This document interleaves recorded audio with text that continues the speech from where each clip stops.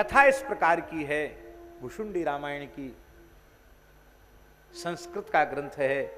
कथा इस प्रकार की है महाराज जी कि जब नारद जी से पता चला रावण को कि मेरे काल ने जन्म ले लिया है, दशरथ का लाल मेरा काल है, बस वो कुछ न कुछ उपद्रव करता अयोध्या में, किसी न किसी असुर को भेज देता। वशिष्ठ जी उसका निवारण कर देते। एक दिन चक्रवर्ती महाराज ने कहा, गुरुदेव क्या बात है, बालकों के साथ कोई न कोई दुर्घटना क्यों घटने लग जाती, कभी कुछ पेड़ गिर जाता, कभी कुछ हो जाता, कभी कुछ हो जाता, क्या बात है? कोई ग्रहारिष्ट हो तो उसके लिए कुछ पूजा पाठ कराया जाए, कुछ दान पुण्य किया जाए, क्या बात है?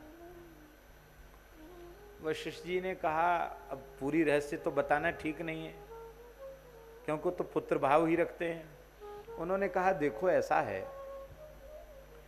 इन तुम्हारे जो लालजी है ना, इनका कुछ ऐसा योग है ज्योतिष के अनुसार कि इनको जब तक यज्ञोपवीत की आयु ना हो जाए तब तक इनको कहीं गुप्त जगह रहना चाहिए।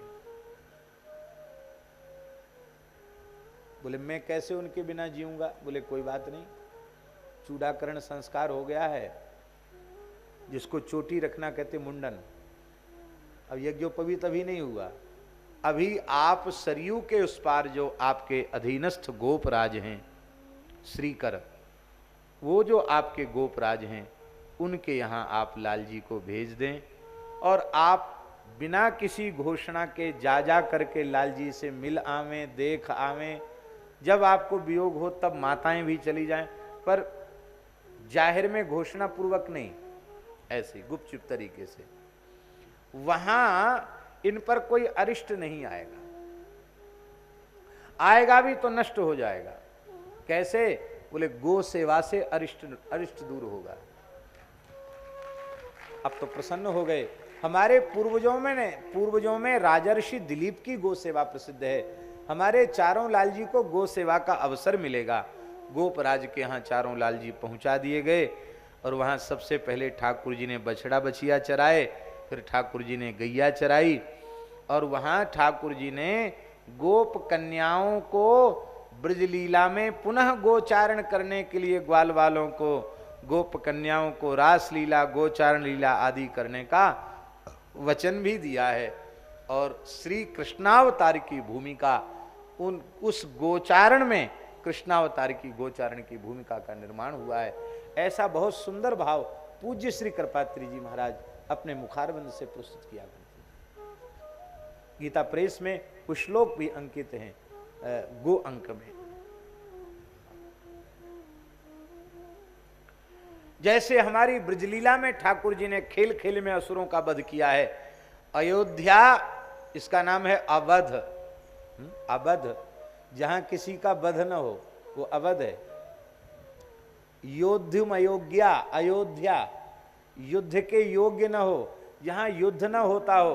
ठाकुर जी ने कहा यहां हमको राक्षसों को मारेंगे तो अवध तो वध हो जाए, अवध में वध होना ठीक नहीं, और अयोध्या युद्ध की भूमि बनना ठीक नहीं। इसलिए पल्ली पारी सरयू जी के ठाकुर जी ने खेल खेल में बड़े बड़े असुरों को काम तमाम कर दिया। बोलो भक्तवत्सल भगवान की। इस प्रकार से बाल चरित्र भगवान के कहे गए। महाराज जी गीतावली में बड़ी सुंदर बात लिखी है। ठाकुर जी को नजर भी लग जाती है,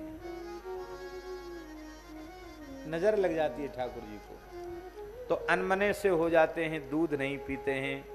वशिष्ठ जी के यहाँ सूचना पहुंचती है और श्री चक्रवर्ती महाराज कहते हैं, माँ कौशल्या कहती हैं, आज अनरसे हैं भोर के पय पियत ननी के।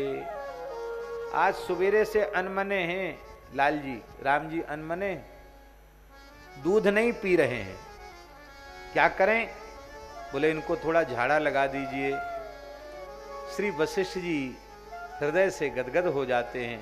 बोले माता पिता को संतोष बिना झाड़ फूक के नहीं होगा, थोड़ी भस्म लगा देते हैं, पढ़ करके नृसिंह मंत्र का उच्चारण करके और कुशा लेकर के झाड़ा लगा देते हैं और अभिमंत्रित करके व्याघ्र नख नृसिंह यंत्र से युक्त करके राम जी के कंठ में धारण करा देते हैं। यह कुश लेकर के झाड़ा देते हैं। ये बात गीतावली में गोस्वामी तुलसीदास जी ने कही है। बेगी बोली कुल गुरु छुओ, माथे हाथ अमी के। हे कुल गुरु जी, आप अपना अमृत श्रावी हाथ कर कमल मेरे लाल जी के मस्तक पर रख दीजिए। महाराज जी, महापुरुषों के हाथ में अमृत होता है, महापुरुषों के हाथ में अमृत होता है। संत गुरुजन प्रसन्नता पूर्वक सिर पर हाथ रख दें तो समझ लो हमारा अमृताभिषेक हो गया। लेकिन वो नहीं कि जबरदस्ती हाथ पकड़ के कहो कि नहीं हमारी खोपड़ी पे धरी दो, वो जबरदस्ती का काम नहीं है। आप ऐसा कुछ कार्य करो कि वे भीतर से द्रवित होकर बिना याचना प्रार्थना के अपनी ओर से कृपा करके अपना वरद हस्त मस्तक पर रखें। ये बेगी बोली कुल गुरु छुओ, माथे हाथ अमी के। सुनत आई ऋषि कुशहरे, नरसिंह मंत्र पढ़े। हरे हरे कुश लेकर के सरयू जी के जल में डुबा डुबा करके छीट रहे हैं। सुनत आई ऋषि कुशहरे, नरसिंह मंत्र पढ़े। जो सुमिरत भय भीके, बेगी बोली कुल गुरु छुओ, माथे हाथ अमी के।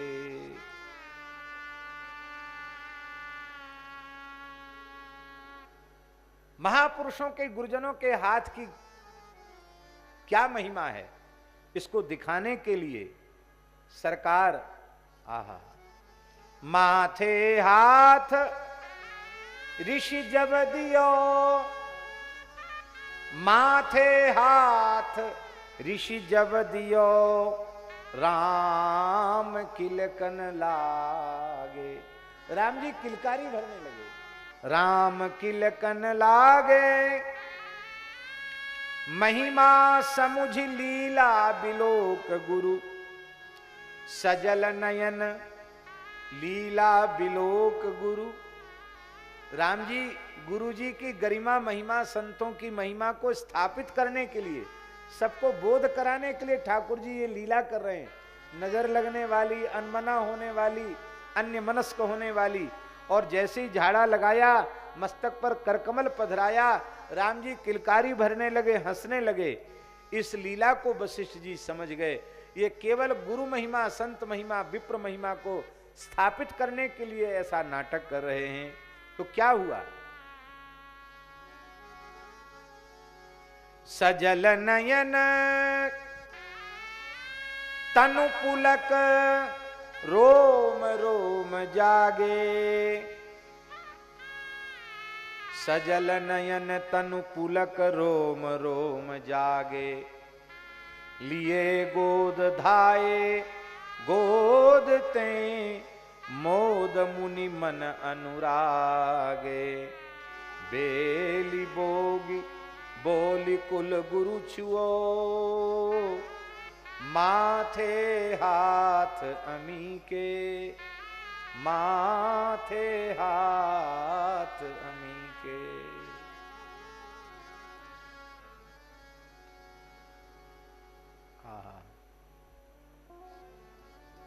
ठाकुर जी खेलते रहते हैं।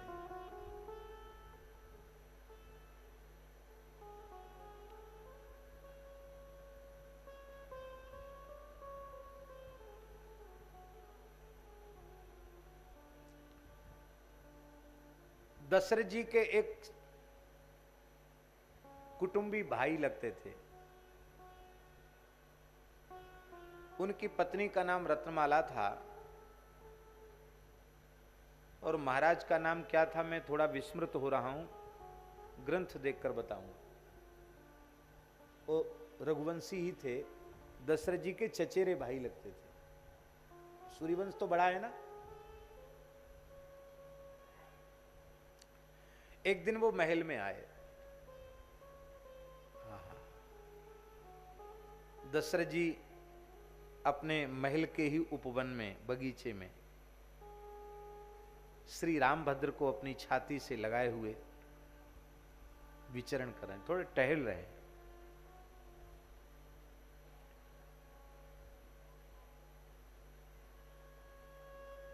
अपने कुटुंबी भाई, चचेरे भाई को आया हुआ देख करके दशरथ जी बड़े प्रसन्न हुए।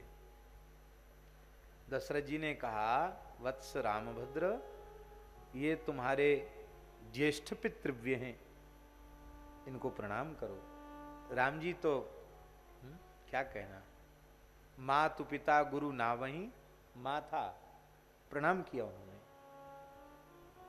होता है ना, बच्चों को बड़े गोद में ले लेते हैं, उन्होंने गोद में ले लिया।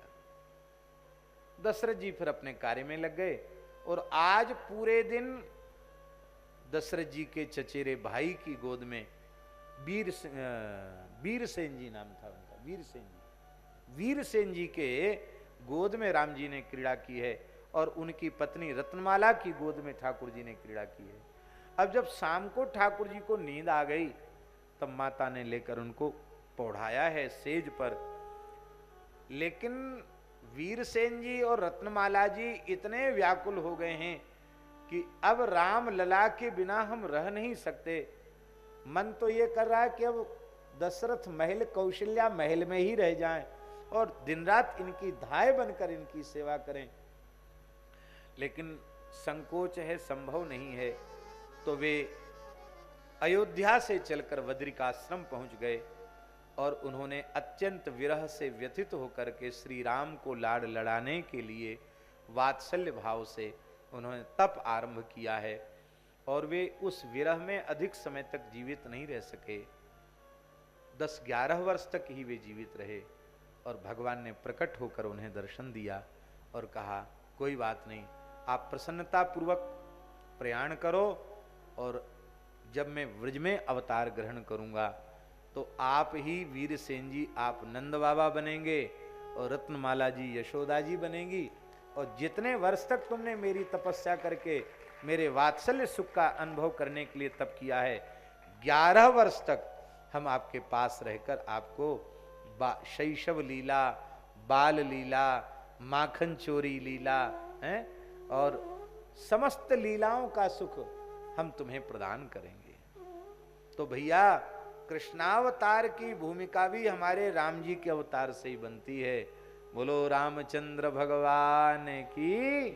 हाँ, नंद बाबा भी अयोध्या जी से ही आए, यशोदा जी भी अयोध्या जी से आई। भगवान सो जाते हैं, माता वीणा मुरज मृदंग आदि वाद्य बजते हैं और माता पंचम स्वर में कोकिल कंठ से गाने लग जाती हैं। भोर भयो जागहू रघुनंदन, भोर भयो जागहू रघुनंदन, भोर भयो जागहू रघुनंदन, भोर भयो जागहू रघुनंदन, गत व्यलीक भगतनी उर चंदन, गत व्यलीक भगतनी उर चंदन, भोर भयो जागहू रघुनंदन, भोर भयो जागहू रघुनंदन, भोर भयो।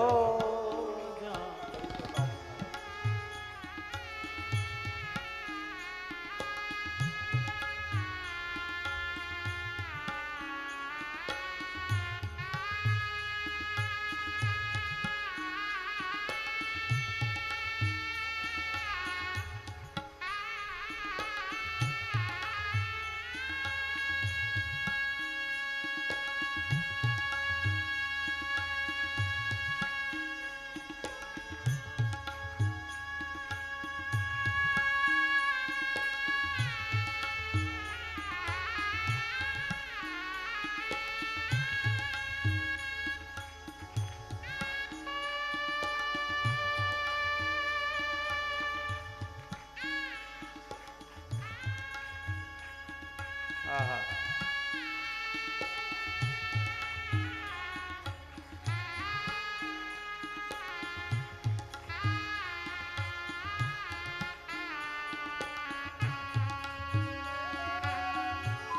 भोर भयो जागहु रघुनंदन, भोर भयो जागहु रघुनंदन। शशि करहीन छीन दुति तारे, शशि करहीन छीन दुति तारे, तम चुर मुखर सुनहु मेरे प्यारे, तम चूर मुखर सुनहु मेरे प्यारे। एक नया नाम दिया स्वामी जी तुलसीदास जी ने, तमचूर, तम की चोरी करने वाले सूर्य मुखर हो रहे हैं, सूर्योदय हो रहा है। तमचूर मुखर सुनहु मेरे प्यारे, तमचूर मुखर सुनहु मेरे प्यारे। भोर भयो जागहु रघुनंदन, भोर भयो जागहु रघुनंदन।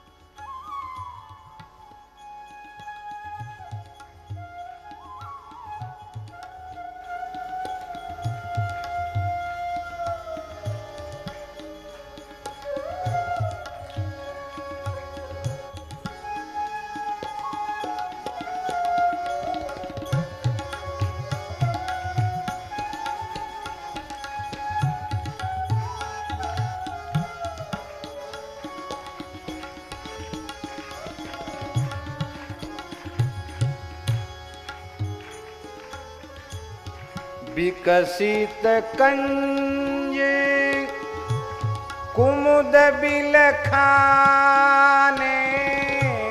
विकसित कंज कुमुद बिलखाने,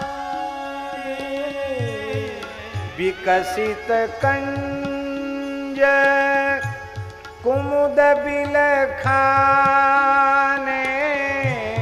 विकसित कंज कुमुद बिलखाने, ले पराग रस मधुप उड़ाने, ले पराग रस मधुप ले पराग रस मधुप उड़ाने, ले पराग रस मधुप उड़ाने, भोर भयो जागहु रघुनंदन, भोर भयो जागहु रघुनंदन।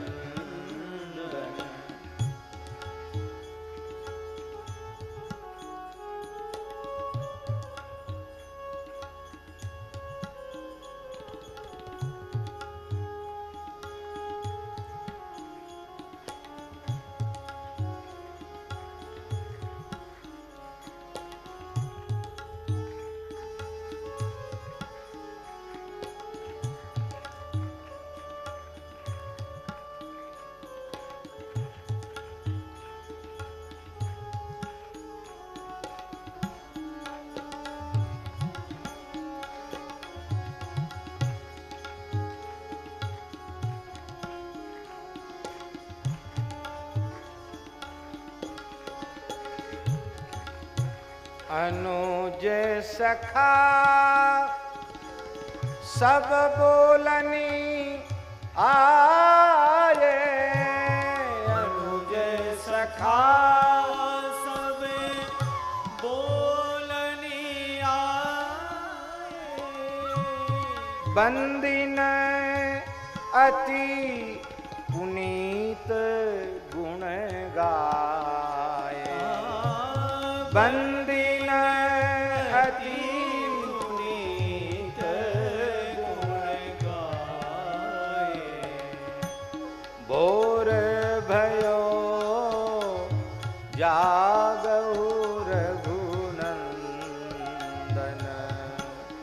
भोर भयो जागहु रघुनंदन।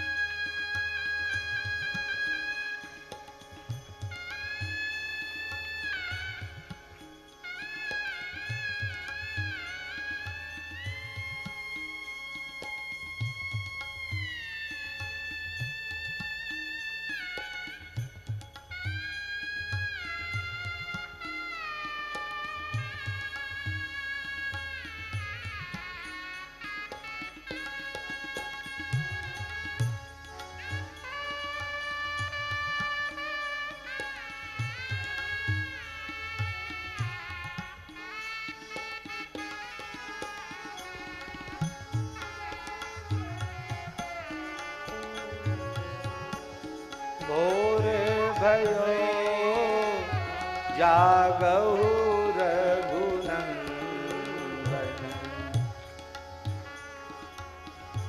मन भाम तो कलेऊ कीजे, मन भाम तो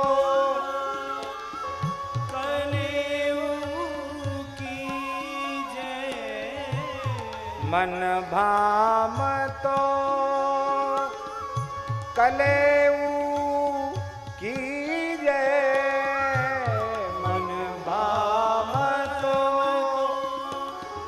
कलेऊ कीजे, तुलसी दास कह जूठन दीजे, तुलसी दास कहूँ जूठन दीजे, तुलसीदास कहूँ जूठन दीजे, तुलसीदास कहूँ जूठन दीजे, भोर भयो जागहु रघुनंदन,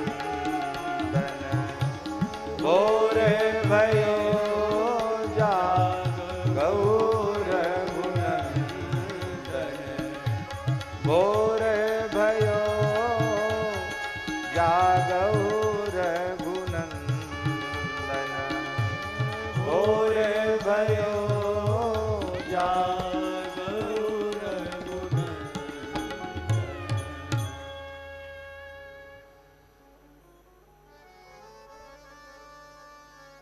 ठाकुर जी बाल लीला में एकदम मग्न हो जाते हैं। श्री दशरथ जी महाराज मध्यान्ह संध्योपासन पूर्वक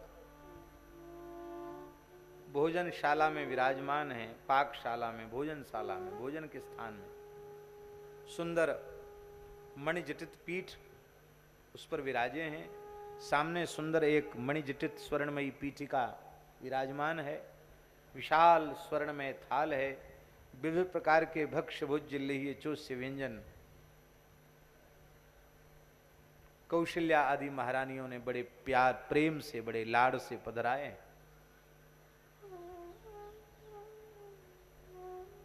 हाँ, दशरथ जी ऐसे वैसे नहीं है, वैदिक अग्निहोत्र की दीक्षा से संपन्न है।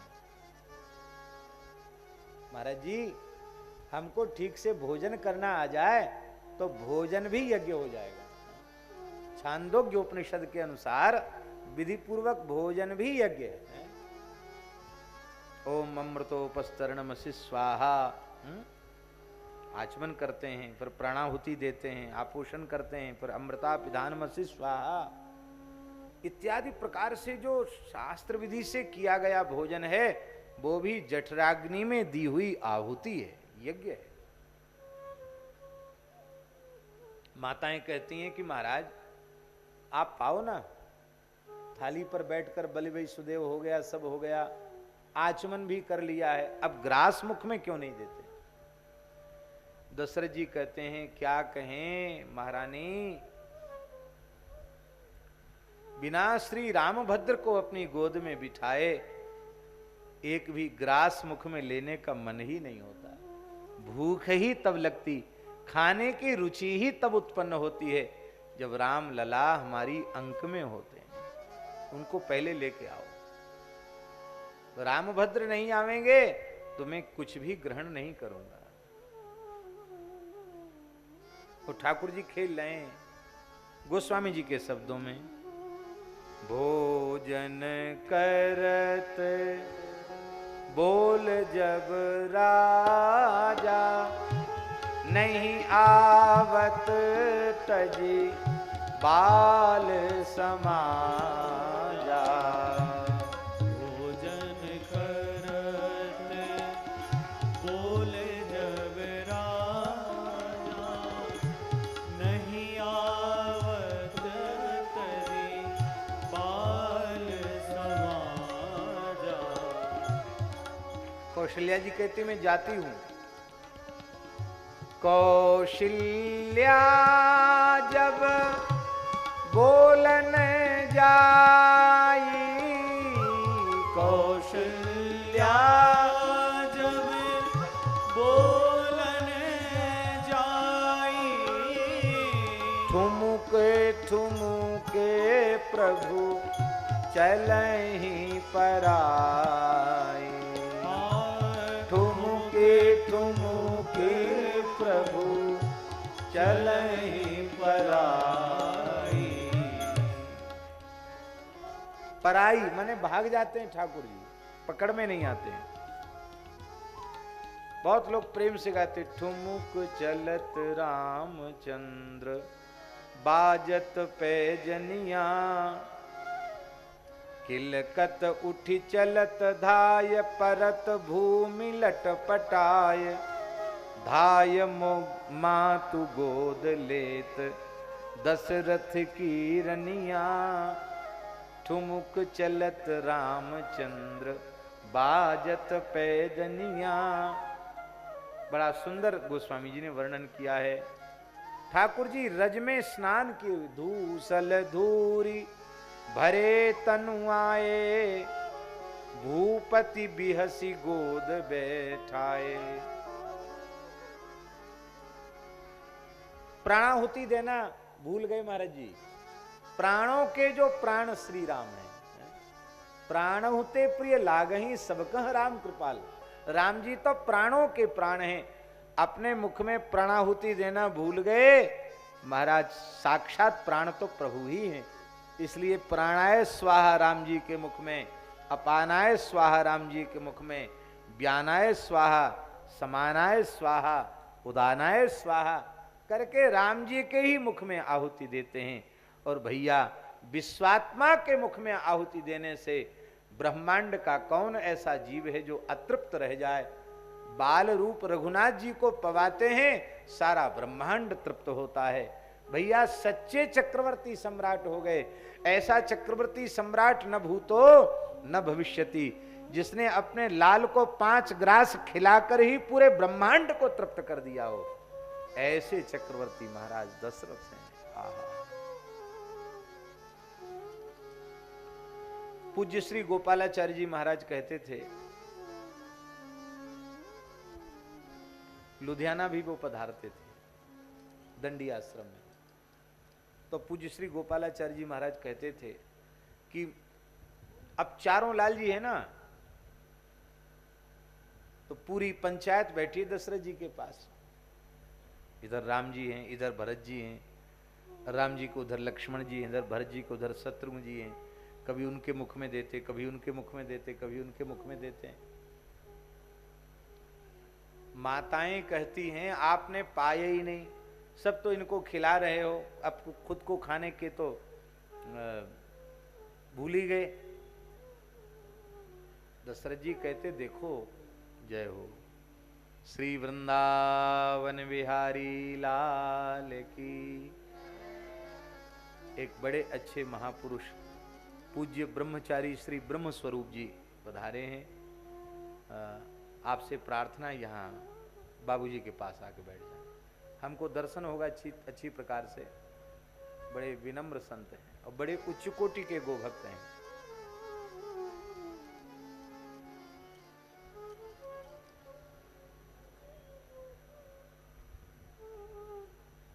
जय जय श्री सीताराम। आहा, क्या कह रहे थे हम? माताएं कहती हैं कि आप तो इन बालकों के साथ खेल में मस्त हो गए, खिलाने में मस्त हो गए, आपने तो पाया ही नहीं। दशरथ जी कहते हैं कि देवियों, अब पहले जैसी बात नहीं है। विश्वामित्र जी से कहेंगे दशरथ जी, वाल्मीकि के अनुसार, 60 वर्ष सहस्राणि जातानि मम कौशिक कृच्छ्रेणोत्पादित चायम नरामम नेतुम रहसी। वाल्मीकि ऋषि का वचन है।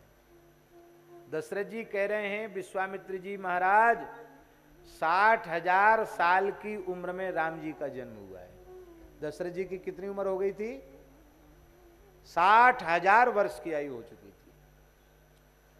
अपने मन से हम कोई बात नहीं बोल रहे। 60 वर्ष सहस्राणि जातानि मम कौशिक, उसके बाद भी अश्वमेध यज्ञ हुआ, फिर पुत्रेष्टि हुआ, तब कृच्छ्रेणोत्पादित चायम, बड़ी कठिनाई से ये मिले हैं हमको, इसलिए नरामम ने तुम रहसी, राम जी को आप मत ले जाइए। तो 60,000 साल से ऊपर चल रहे हैं। आज के 60 वर्ष और दशरथ जी के जमाने के 60,000।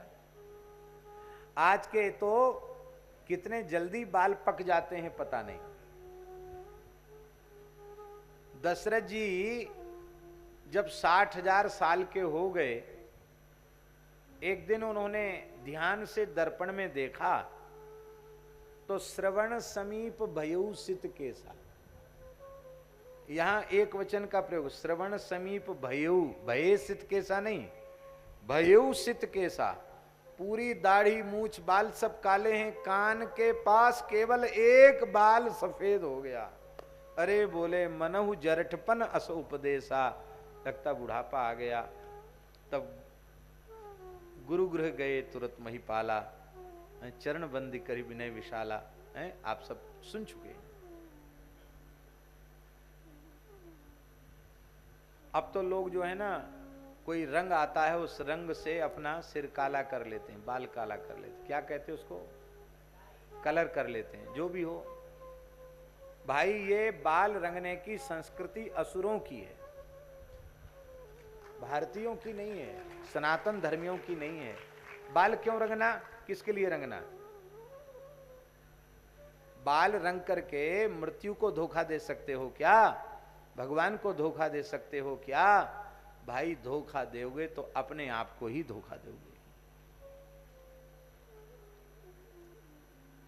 पके बाल बार बार दर्पण में दिखेंगे तो भजन की ओर प्रवृत्ति बढ़ेगी, और बुढ़ापे में भी तुम बाला काल करो, काला सफेद बाल को काला करोगे तो फिर संसार में ही मन जाएगा, भजन में मन नहीं जाएगा।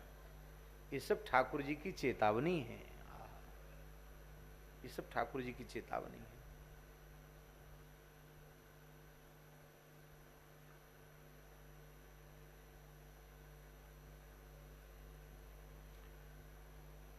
इसलिए बाल रंगने की संस्कृति पुरानी नहीं थी। हाँ, पुराणों में कहीं कहीं है बाल रंगने वाली बात, हाँ है, पर असुरों को बाल रंगने वाली बात है।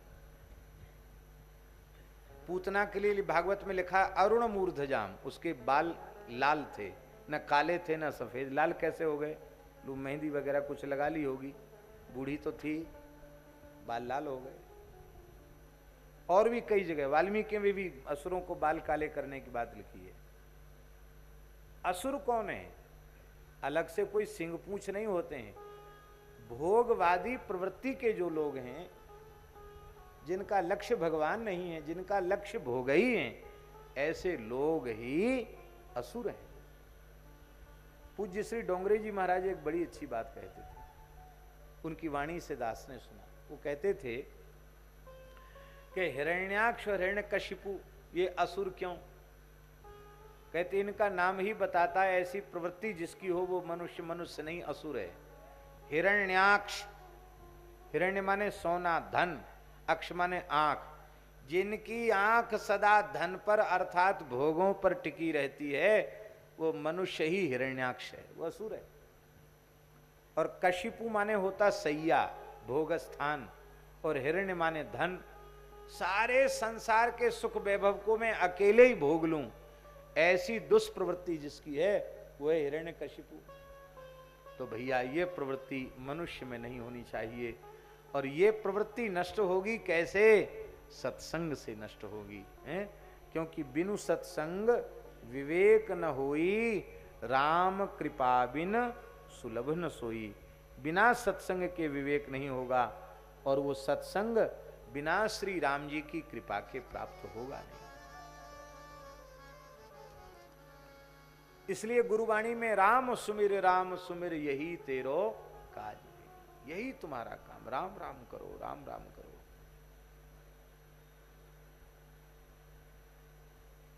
कुछ हाथ नहीं जाएगा। जगत में झूठी देखी प्रीति, सब झूठा।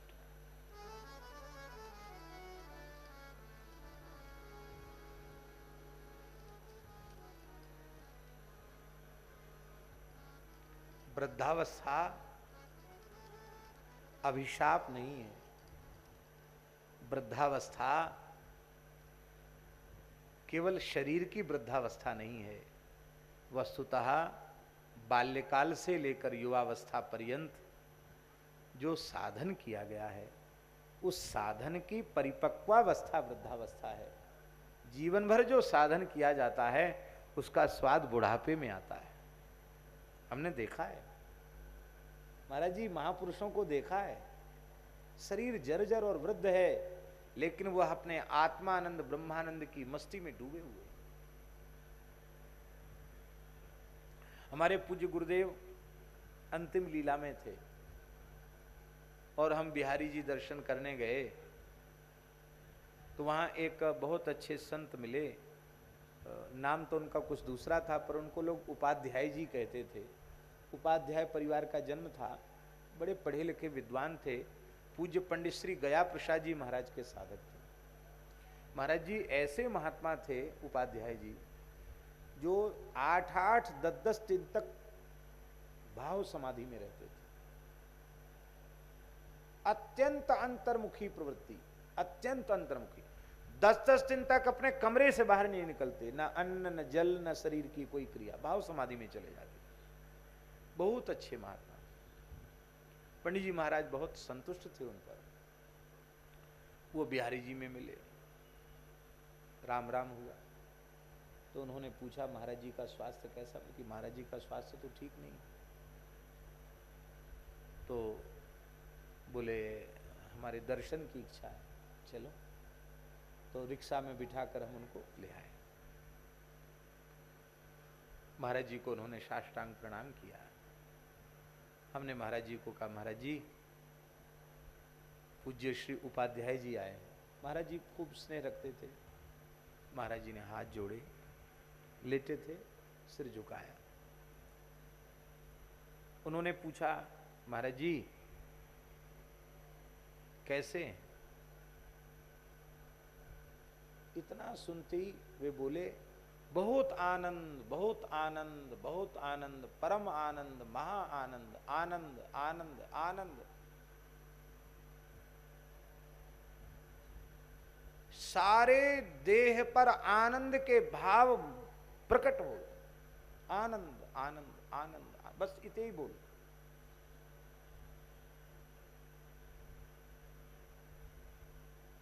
उन्होंने फिर कहा, महाराज जी शरीर में कोई वेदना नहीं, बहुत आनंद, बहुत आनंद, बहुत आनंद।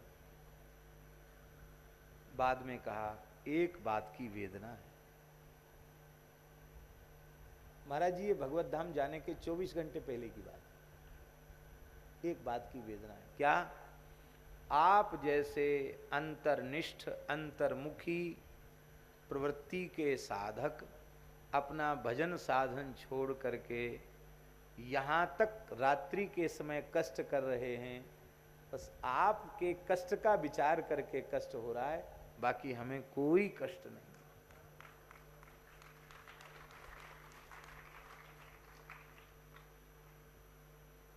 और जीवन के अंतिम श्वास तक पूर्ण चेतना और पूर्ण भगवत स्मृति उनको बनी रही। और उनके जीवन काल में उतना प्रसन्न तो वो रहते ही थे, पर भगवत धाम जाते समय जो प्रसन्नता उनके मुखारबिंद पर दिखाई पड़ी, मैंने जीवन में वैसी प्रसन्नता नहीं देखी।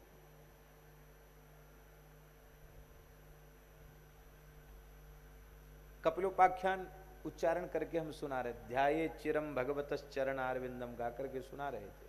महाराज जी सुन रहे थे और अर्थानुसंधान करते करते हुए वो सुन रहे थे। उनके नेत्रों से प्रेमाश्रुधार बह रही थी। और भगवान का जैसे ही नक्सिक श्रृंगार का वर्णन पूर्ण हुआ, सवेरे के 4 बज रहे थे, ऐसे हाथ उन्होंने किए और एकदम प्रसन्नता से उनका मुखारबिंद भर गया। मैंने इतना प्रसन्न मैंने कभी नहीं देखा। अंतिम क्षण तक दास को निकट बैठने का सौभाग्य ठाकुर जी ने कृपा करके दिया। उस समय भी अपने दाहिने हाथ से मेरा हाथ ऐसे पकड़े हुए थे, मेरा हाथ भी ऊपर की ओर चला गया। ऐसे देखकर बहुत प्रसन्न हुए।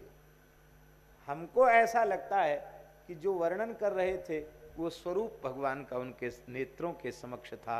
यही उनके आह्लाद का, यही उनकी प्रसन्नता का रहस्य था।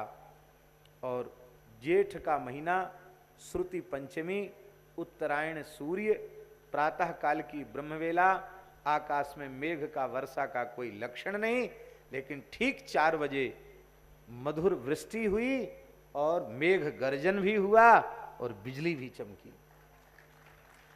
महापुरुषों के जाते समय प्रकृति कैसा स्वागत करती मैंने आंखों से देखा।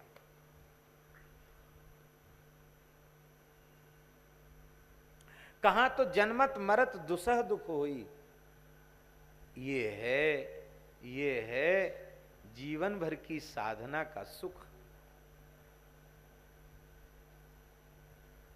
आज से अभी से होश में आ जाओ तो भी बुढ़ापा सुखमय हो जाएगा, सुखमय हो जाएगा। एक वृद्ध संत थे, स्वामी जी हमारे महाराज जी के पास रहते थे, बहुत अच्छे महात्मा थे। 104 वर्ष की उम्र थी उसमें उनकी। तो एक कूल्हा टूट गया था, तो हम लोगों को इस सेवा का अवसर मिलता था। उनको शौचालय में ले जाना, स्नान कराना, लंगोटी पहनाना, तिलक भी लगाना। जैसे छोटे बच्चे की सेवा होती ऐसी बूढ़े की सेवा होती।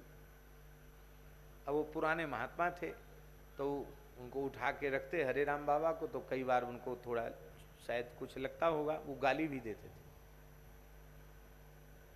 तो हम लोगों को भी अभ्यास था उनकी गाली सुनने का। तो जिस दिन उनको भगवत धाम जाना था उस दिन दास को स्नान कराने का अवसर मिला। तो हमने बाबा से हंसते हुए कहा कि बाबा आज आप आशीर्वाद नहीं दे रहे हो। गाली देते थे ना उनके, बाबा आज आप आशीर्वाद नहीं दे रहे हो। तो समझ गए कि ये बोल रहा है, हमको पंडित कहते थे। अच्छा पंडित तू गाली कहने की बात बोल रहा है? हाँ बाबा आप आशीर्वाद आज नहीं दे रहे हो। तो बाबा हंस करके बोले, बच्चा आज मैं भगवान के धाम जाने वाला हूँ, भगवान की सन्निधि में जाने वाला हूँ, इसलिए आज किसी से बोलना नहीं है, आज तो केवल नाम जप करना है, कीर्तन करना है।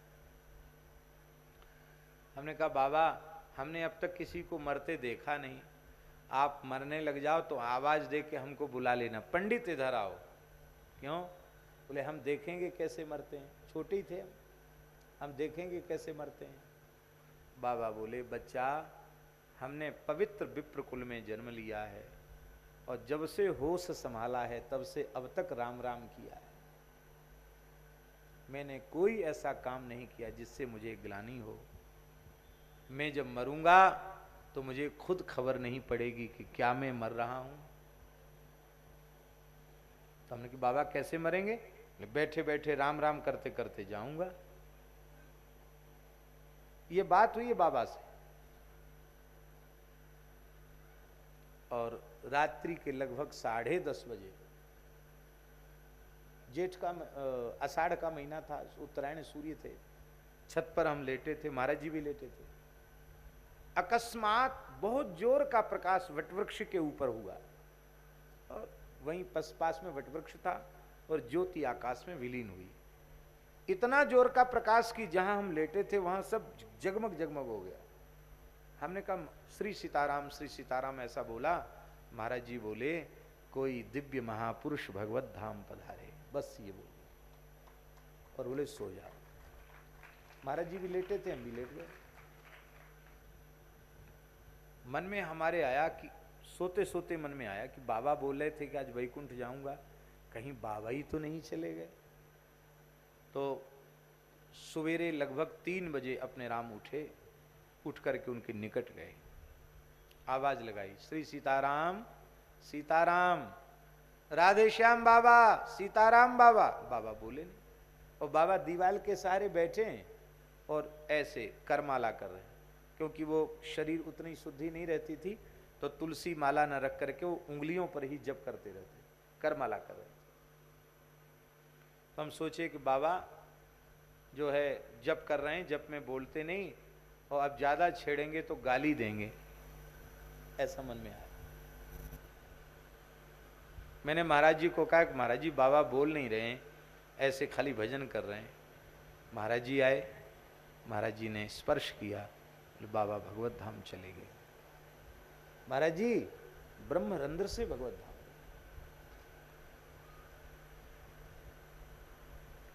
देखने में लगता ही नहीं था कि ये शरीर पूरा हो गया, शरीर में कहीं कोई गंदगी नहीं, एकदम निर्मल देह।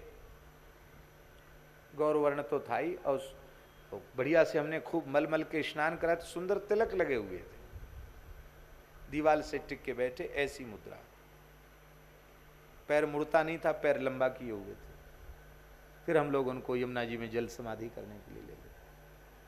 ये इसलिए हम आपको स्मरण करा रहे हैं कि भाई यदि श्री ठाकुर जी की उपासना में आप भगवान नाम के लिए अपना पवित्र जीवन समर्पित करेंगे, आपका जीवन एक पवित्र साधक के जैसा जीवन होगा, तो आपकी वृद्धावस्था अभिशाप नहीं, वो भगवान की कृपा का प्रसाद बन जाएगा। हमारे संत तो महाराज जी वृद्धावस्था में ही दिव्यता ज्यादा उनको प्राप्त हो जाती है, क्योंकि वो तो साधक अवस्था है उनकी, और वृद्धावस्था उनके ज्ञान की, भक्ति की, वैराग्य की परिपक्वावस्था है, सिद्धावस्था है। आहा। तो ये बात प्रसंग बस आ गई। श्री दशरथ जी महाराज कहते हैं कि देवियों, अब आयु का विचार करके भोजन पर थोड़ा नियंत्रण रखना चाहिए। अब 20-25 वर्ष की उम्र में जितना भोजन करते थे, 60-65 साल की उम्र में भी उतना ही खाओगे तो कहां से शरीर स्वस्थ रहेगा। वृद्धावस्था में जैसे वृद्ध को खाना चाहिए वैसे खाना चाहिए, और तुम लोग हठपूर्वक परोसती हो। देखो अब मेरे पेट में बिल्कुल जगह नहीं है, श्री गोपालाचार्य जी का भाव दे रहे हैं। तो राम जी ने दशरथ जी की बात भी सुनी और माता जी की बात भी सुनी। मन में सोचते हैं पिताजी कभी झूठ तो बोलते ही नहीं और कहते पेट में जगह नहीं है। तो पेट, राम जी कढ़ी भात का हाथ लगा हुआ है, वो पेट ऐसे दबाने लगे। तब तक दशरथ जी की गंभीर नाभि में राम जी की उंगली चली गई। राम जी ने कहा पिताजी की वाणी झूठ नहीं होनी चाहिए, पेट में जगह नहीं, इतनी जगह तो है, हैं? इनकी नाभि में इतनी गहरी जगह है। वो पिताजी कहते जगह बिल्कुल नहीं पेट में। तो थोड़ा सा कड़ी भात लेकर के उनकी नाभि में भर दिया। माताएं हंस रही हैं, दशरथ जी हंस रहे हैं, कहते हैं देवियों क्या बतावें, मैं इनके बिना भोजन कर नहीं सकता और प्रत्येक भोजन के बाद मुझे स्नान करना पड़ता है, क्योंकि ये हमारा पूरा अभिषेक कर देते हैं। ऐसे ठाकुर जी सुंदर भोजन करते। धूसर धूरी भरे तनु आए, भूपति बिहसी गोद बैठाए। भोजन करत चपल चित इत उत अवसर पाए। भाज चले किलकत मुख दधि ओदन लपटाए। भाज चले किलकत मुख दधि ओदन लपटाए। भगवान का गव्य पदार्थ से प्रेम, दधि, दही और भात वो अपने मुख पर लगाकर दौड़ जाते हैं। और श्री कागभूषुंडी जी भी उत्तरकांड में कह रहे हैं, लरिकाई जहां तहां फिरहीं तहां तहां संग उड़ाऊं।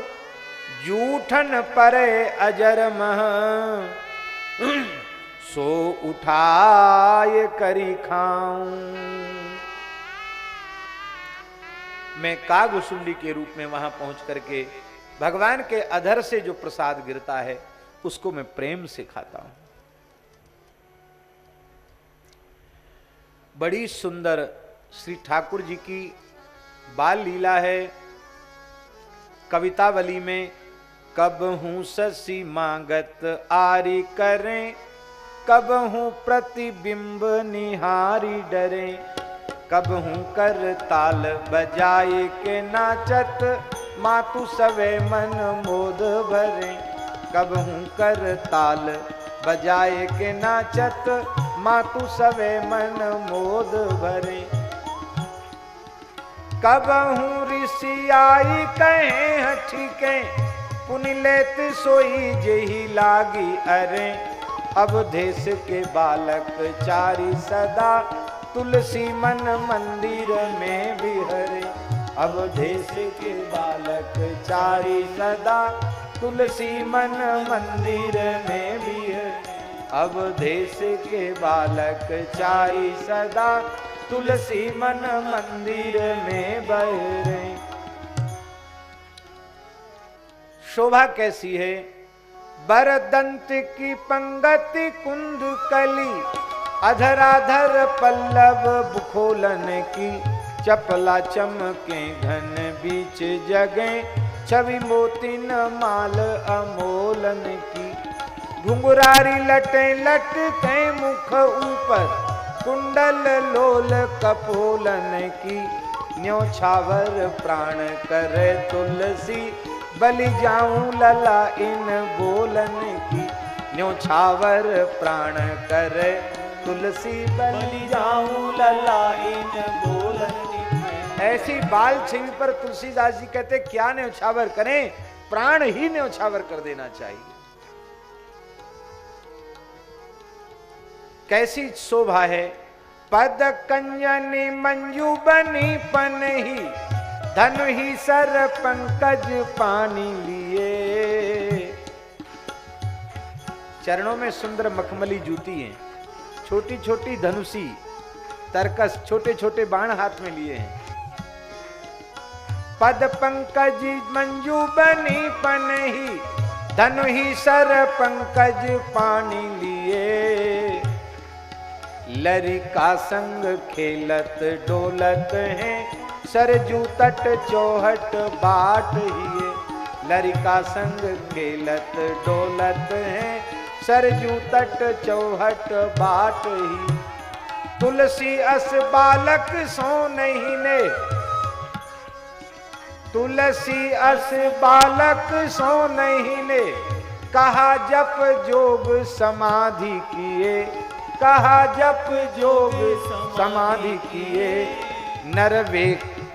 नर वेखर सूकर स्वान समान, कहो जग में फल कौन जिए। नर वेखर सूकर स्वान समान, कहो जग में फल कौन जिए। बरदंत की पंगति कुंद कली, अधराधर पल्लव खोलन की। अब ठाकुर जी और बड़े हो गए। 11 वर्ष की आयु में भगवान का यज्ञोपवीत संस्कार संपन्न हुआ और यज्ञोपवीत पूर्वक भगवान गुरु गृह गए।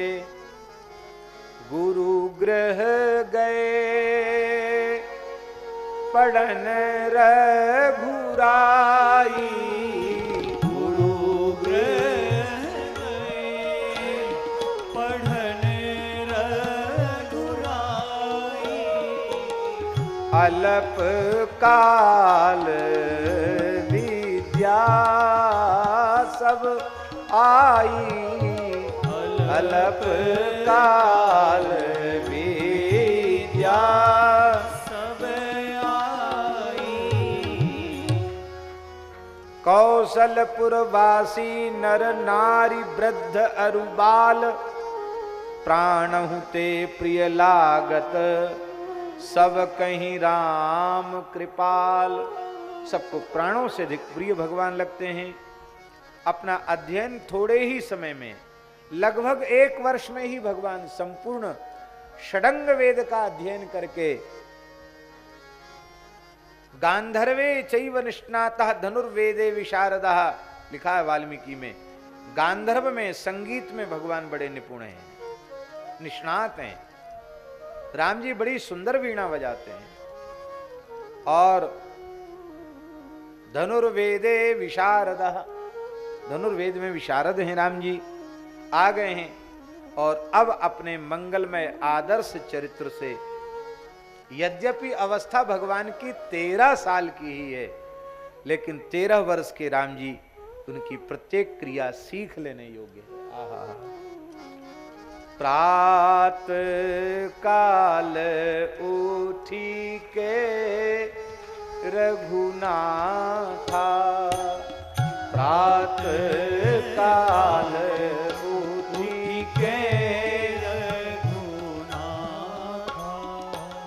मातु पिता गुरु नावही माता, मातु पिता गुरु नावही माता। अब ईमानदारी से बताना, चाहे बड़े बूढ़े हों चाहे बालक हों, प्रातः काल उठते ही माता पिता और गुरु जी को सादर दंडवत प्रणाम कितने लोग करते हैं?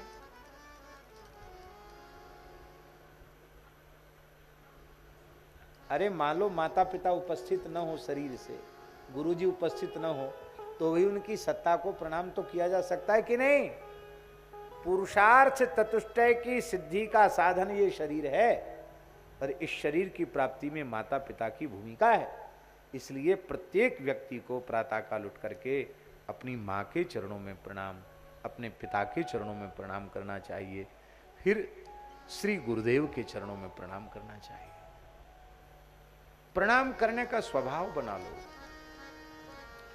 श्री मनु जी महाराज कह रहे हैं, अभिवादनशीलस्य नित्यं वृद्धोपसेविनः सच्चत्वारि तस्य वर्धन्ते आयुर्विद्या यशोबलम्। अपने पूज्यों को जो प्रणाम करते हैं उनको बिना मांगे 4 चीज मिल जाती है। कौन कौन? आयु, विद्या, यश और बल। इसलिए प्रणाम करने का अभ्यास बनाइए। और आप कहीं अनुजन समझाई, स्वयं भी कहते हैं और अपने भाइयों को भी अच्छी शिक्षाएं देते हैं। अकेले भोजन नहीं करते हैं, अनुज सखा संग भोजन करही, अपने भाइयों के सहित, अपने मित्रों के सहित बड़े प्रेम से पाते हैं। श्रावणी उपाकर्म होता है तो उसमें महासंकल्प बोलते हैं ब्राह्मण, उसमें कई पापों को गिनाया जाता है। उसमें एक पाप गिनाया जाता है एकाकी मिष्ठान्न भोजन। बढ़िया सुंदर अच्छे पदार्थ अकेले बैठ के नहीं खाना चाहिए, उसको बांट के खाना चाहिए। अकेले बैठकर मिठाई खाना ये भी पाप है, बांट कर खाओ।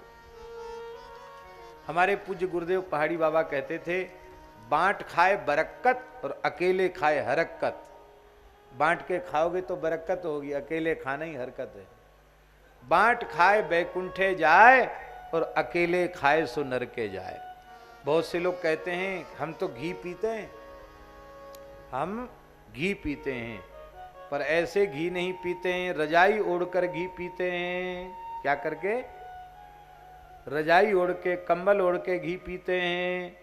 भैया रजाई ओढ़ के, कंबल ओढ़ के घी पीने वालों का घी जल्दी निकल जाता है, और जो घी पिलाते हैं वो चमकते रहते हैं। इसलिए घी पियो मत, घी पिलाओ। जो प्रेम से पवाने में आनंद है वो खाने में आनंद नहीं, प्रेम से जिमाओ। और महाराज जी ये जिमाने की जो परंपरा है सनातन धर्म में सदा से रही है, अतिथि देवो भव। लेकिन हमने ये देखा सिख परंपरा में जो भी आए सबको लंगर छकाओ, ये जो बड़ी पवित्र परंपरा है, क्या कहना। मत कहीं भी चले जाओ, संत धन्ना भक्त जी की जन्मभूमि वहां धुवन कला गांव टोंक जिले में, वहां श्री धन्ना जी की स्मृति में एक गुरुद्वारा बनाया है, और वहां एक पुराना धन्ना जी का मंदिर भी है। आप गए हैं वहां? नहीं गए, क्योंकि भक्त धन्ना जी के पद भी, शब्द भी गुरु ग्रंथ साहब में, वाणी में है। धन्ना जी के पद हैं। धन्ना बड़े उच्च कोटि के भक्त थे, जाट परिवार में उनका जन्म हुआ था। तो उनकी जन्मभूमि पर सिख परंपरा के महानुभावों ने सुंदर गुरुद्वारा बनाया। अब हम लोगों के मन में हुआ कि हम लोग भी एक उत्सव मनावें, तो धन्ना जी के गांव में उत्सव मनाने, वो मंदिर बहुत छोटा था, व्यवस्था नहीं थी। अब मन में बड़ा संकोच था कि अब संतों के पास इतनी व्यवस्था नहीं, क्या करें। जैसे ही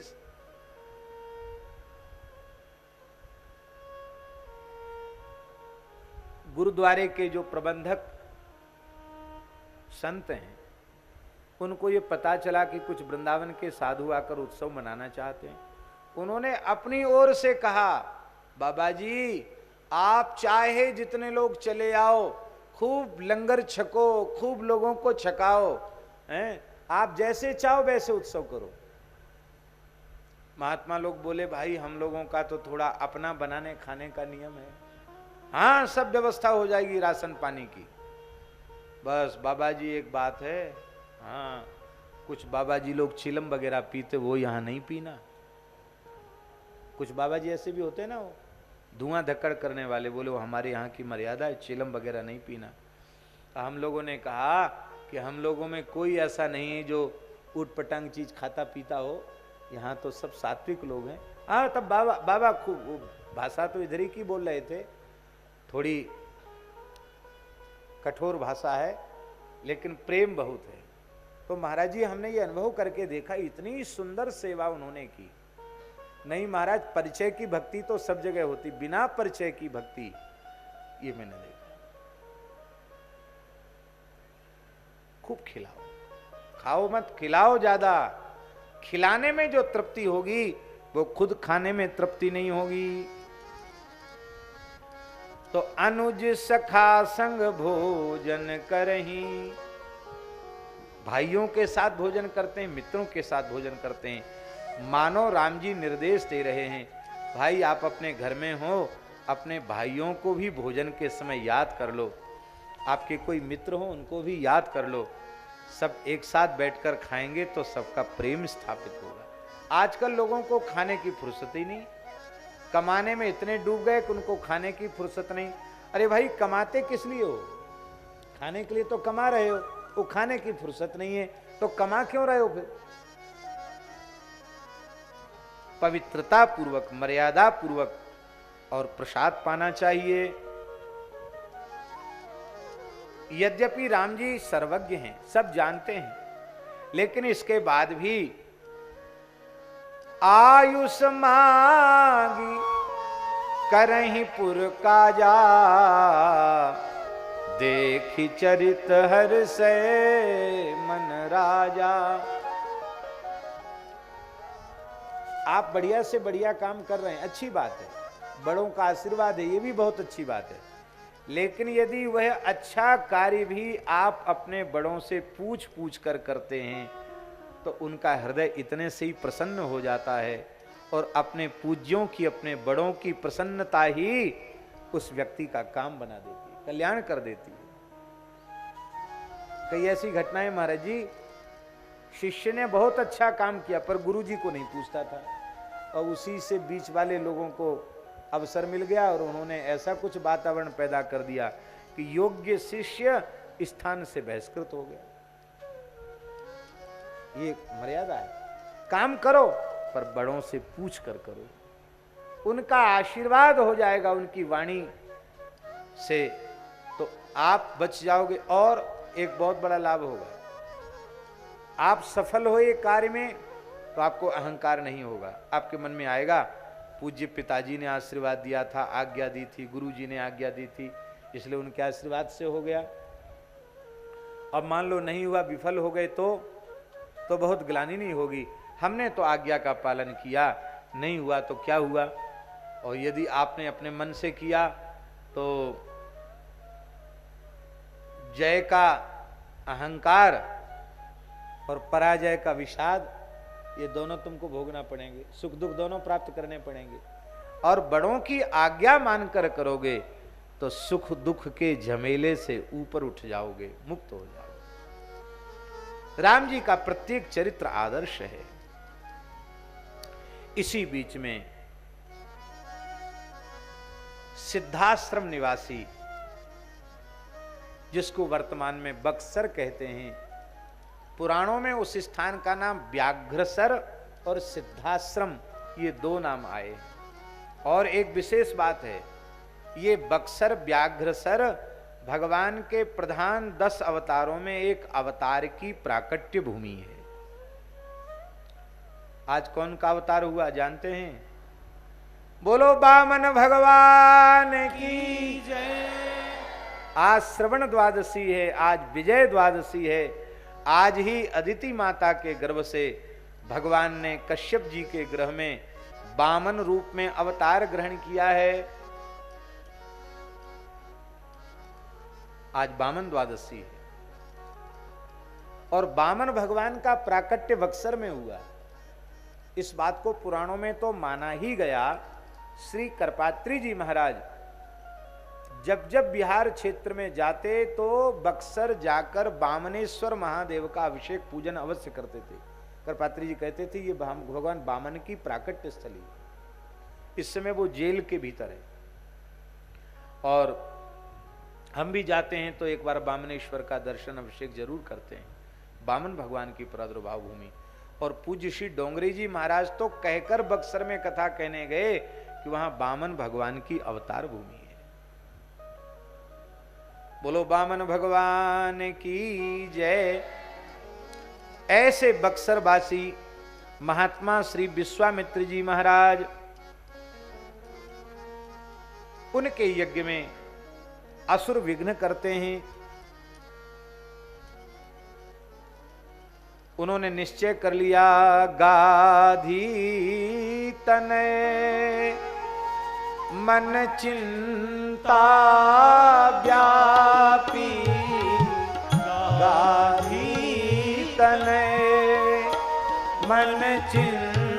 व्यापता व्यापी हरि बिन मरहि ना निशिचर पापी हरि बिन मरहि ना निशिचर पापी। तो मुझे अयोध्या चलना चाहिए, बहुत विस्तार का अवसरणी, चौपाई तो बड़ी मीठी मीठी है। इस प्रकार से बहुविधि करत मनोरथ जात लाग नहीं बार, करि मज्जन सरयू जल गए भूप दरबार। अयोध्या जी आए, सरयू स्नान किया और प्रातःकालीन अपना आह्निक कृत्य संपन्न किया और संपन्न करके चक्रवर्ती महाराज के द्वार पर गए हैं। वाल्मीकि रामायण के अनुसार श्री दशरथ जी महाराज अपने महल में एकांतिक गोष्ठी कर रहे थे, एक बड़ी समस्या के समाधान के लिए आंतरिक गोष्ठी हो रही थी, जिसको आजकल की भाषा में कहेंगे प्राइवेट मीटिंग।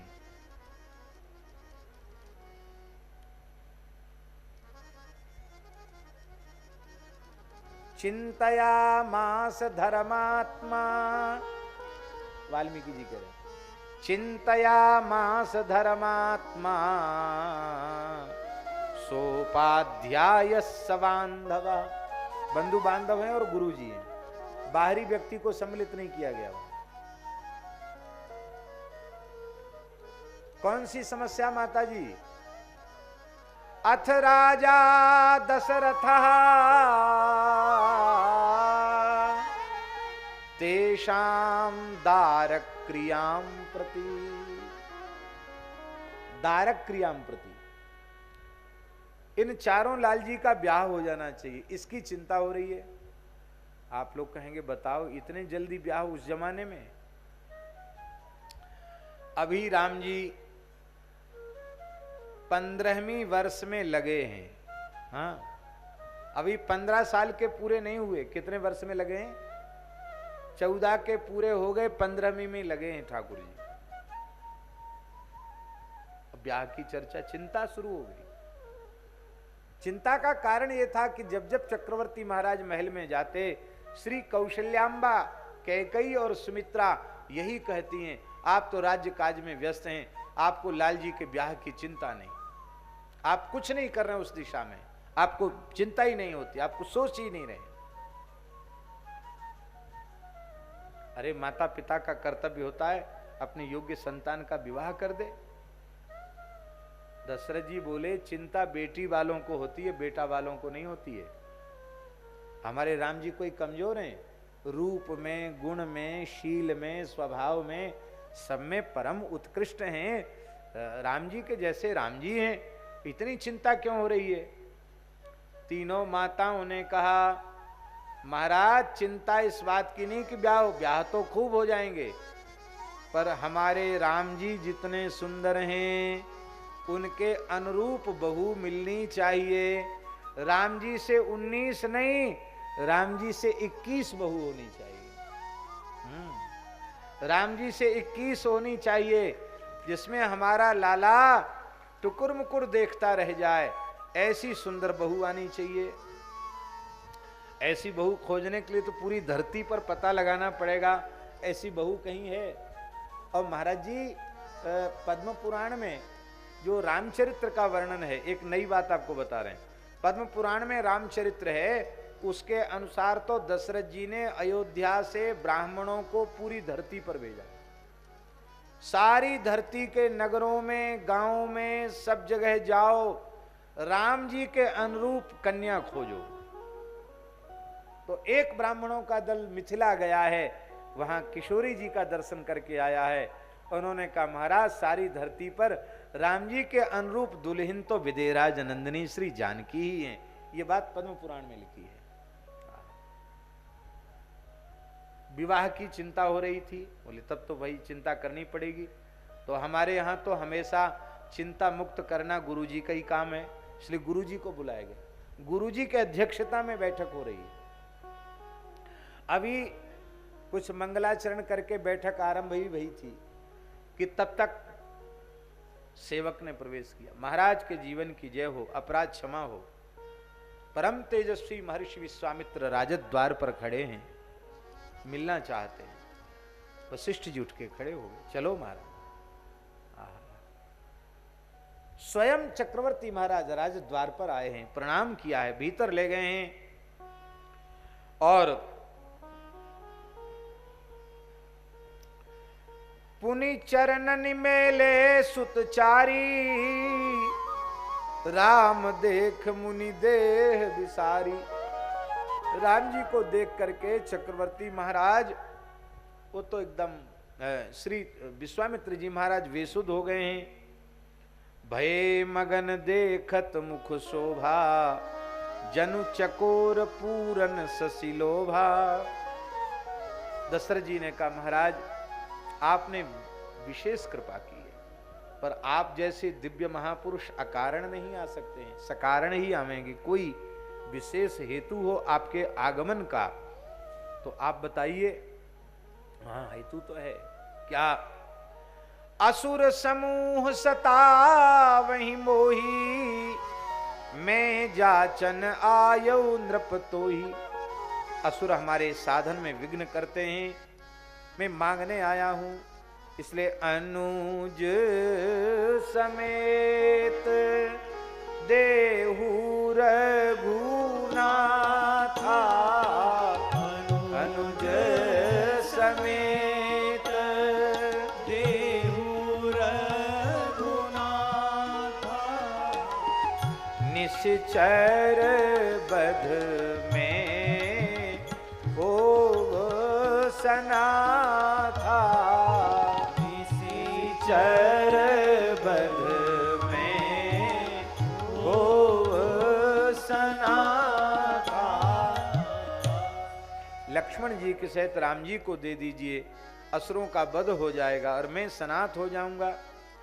दशरथ जी ने कहा महाराज धरती मांग लो, गाय मांग लो, खजाना मांग लो, सर्वस्व देऊं आज सही रोसा, सर्वस्व दूंगा। कहां तक कहें देह प्राण ते प्रिय कछु नाही, सो मुनि देऊं निमिष एक माई। पलक गिराना में जितना समय उतने में प्राण और शरीर भी अर्पित कर दूंगा। हे महर्षि मुझे चारों पुत्र प्राणों से अधिक प्रिय हैं, सब सुत प्रिय मोहि प्राण की नाई, राम देत नहीं बनत गुसाई। राम जी नहीं दे सकते। महाराज जी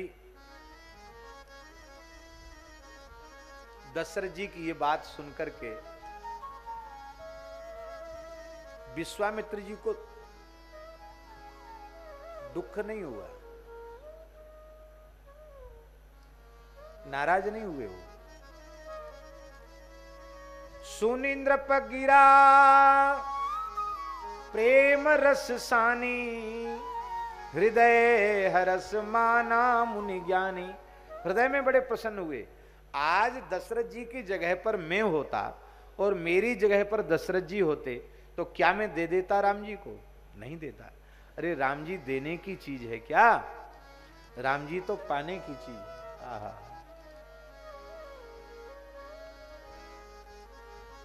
पर विश्वामित्र जी ने सोचा कहीं हम भाव में बह गए तो राम जी नहीं मिलेंगे, थोड़ी कठोरता दिखानी पड़ेगी। बोले ठीक है, हम जब आए थे तो आपने कहा था कि आप कुछ चाहते हो, हम जरूर चाहते हैं, पहले आप वचन दो।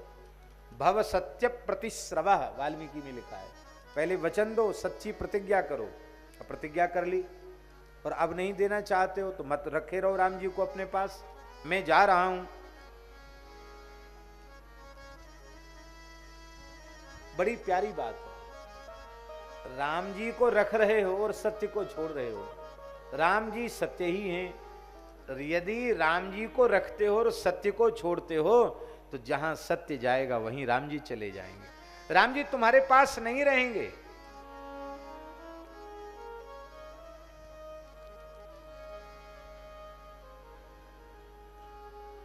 वाल्मीकि महर्षि तो लिख रहे हैं नैव दास्यामि पुत्रकम, नैव दास्यामि पुत्रकम, मैं पुत्र नहीं दूंगा, नहीं दूंगा, नहीं दूंगा, चाहे जो हो जाए।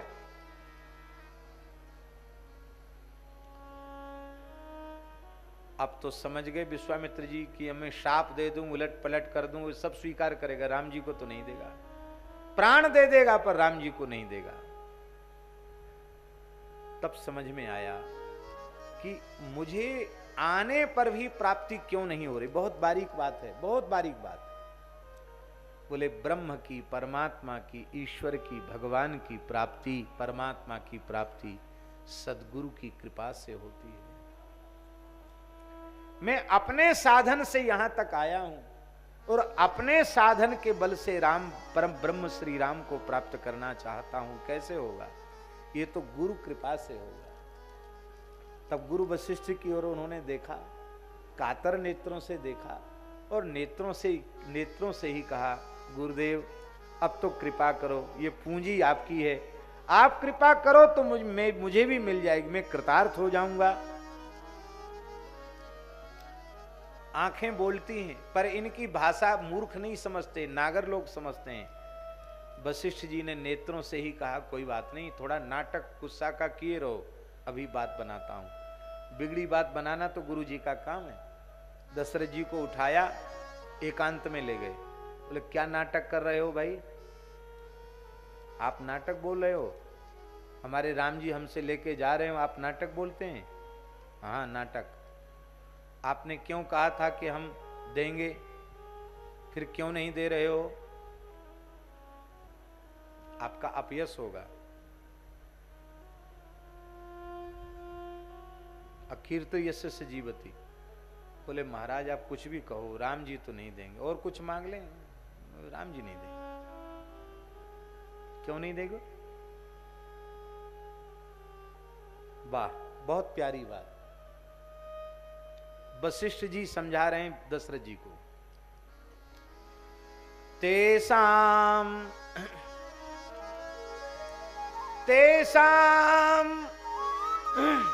निग्रहणे शक्तः स्वयं च कुशिकात्मजः तव पुत्र हितार्थाय त्वामुपेत्याभियाचते। असुरों को मारने की बात सही नहीं है।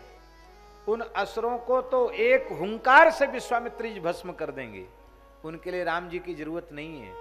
तब पुत्र हितार्थाय, तुम्हारे पुत्र के हित के लिए, परम कल्याण के लिए तुम्हारे पास आए हैं। किस लिए आए हैं?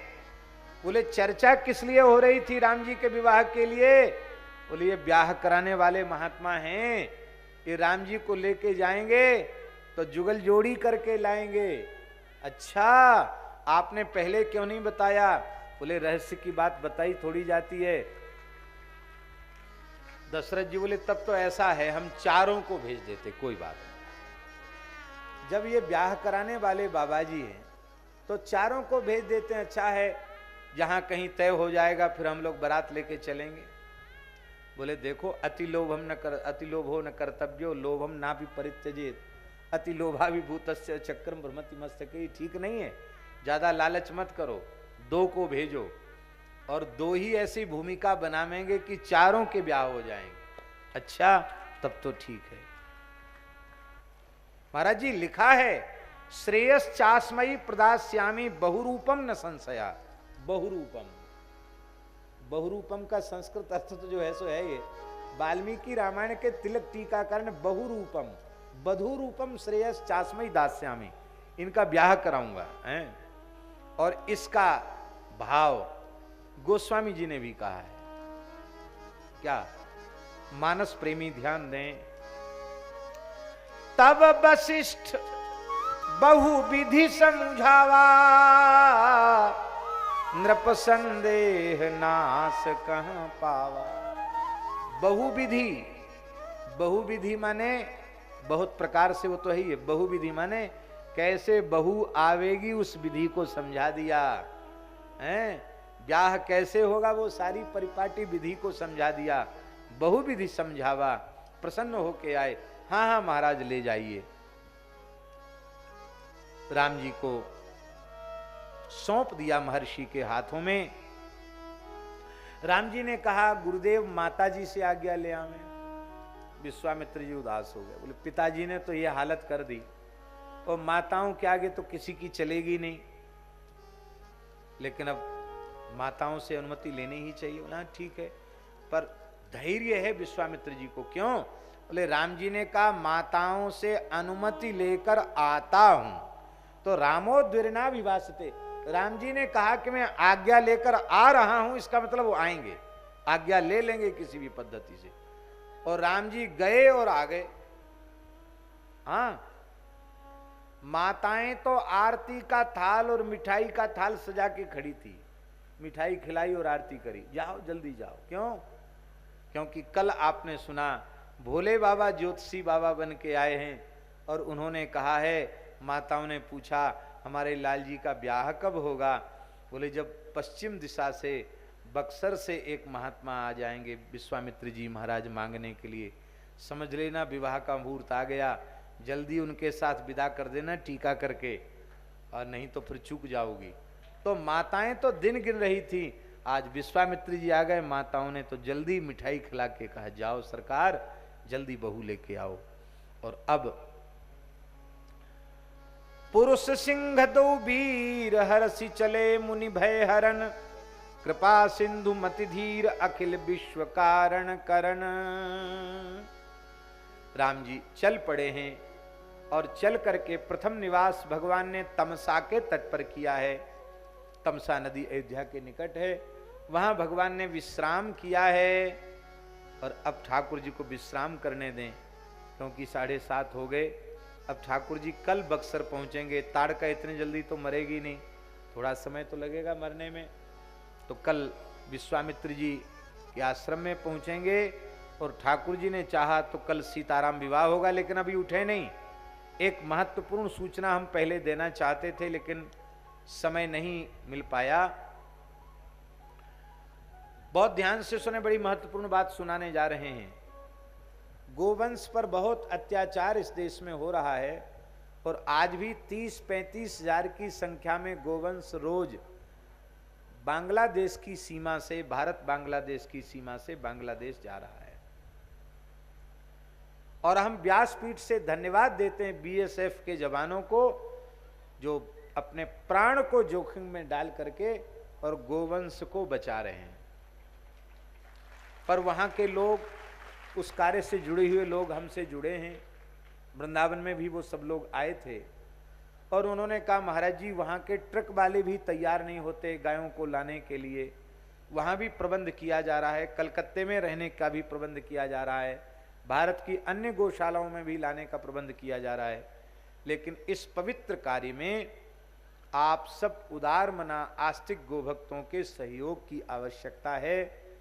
तो ध्यान फाउंडेशन भी यह अच्छा कार्य कर रहा है। कल ध्यान फाउंडेशन के महानुभाव आए थे, उन्होंने ये बात हमको बताई और हम व्यासपीठ से जो लोग यहाँ बैठे हैं उनको भी और जो दूर दूर तक सुन रहे हैं उनको भी हम अभ्यर्थना करते हैं कि वे जरूर इस पवित्र कार्य में सहयोग करें।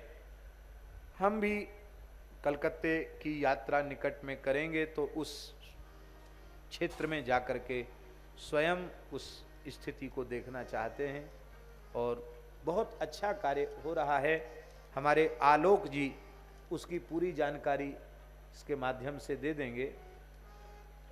और एक बात आज विट्ठल कृष्ण जी ने कही थी तो उसको हम थोड़ा ध्यान आपको दिला दें कि आप लोग आरती होते ही और आरती नहीं होती तो भी आप लोग चले जाते हैं, तो थोड़ा सा आप लोग थोड़ा आरती तक विराजें और जो ये घोषणा करते हैं ये भी तो इन्हीं शब्दों के साथ।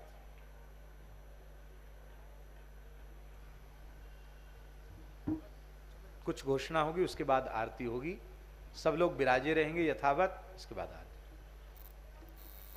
जय जय श्री सीताराम, श्री राम जय राम, जय जय राम, श्री राम जय राम, जय राम, श्री राम जय राम, जय जय राम, श्री राम जय राम, जय जय राम। श्री सीताराम जी महाराज